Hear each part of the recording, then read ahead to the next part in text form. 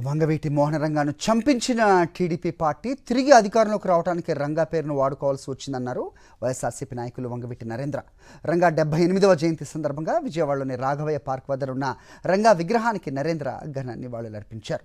ఒక మనిషిని చంపించిన చోటే దండలు వేసే నీచ రాజకీయం టీడీపీ పార్టీదన్నారు. టీడీపీ మళ్లీ అధికారంలోకి రావడానికి రంగా మనుషులను కొనుక్కున్నారన్నారు. వంగవీటి రంగా పేరును కనిపించకుండా చేయాలని కొందరు విశ్వ ప్రయత్నాలు చేస్తున్నారని మండిపడ్డారు.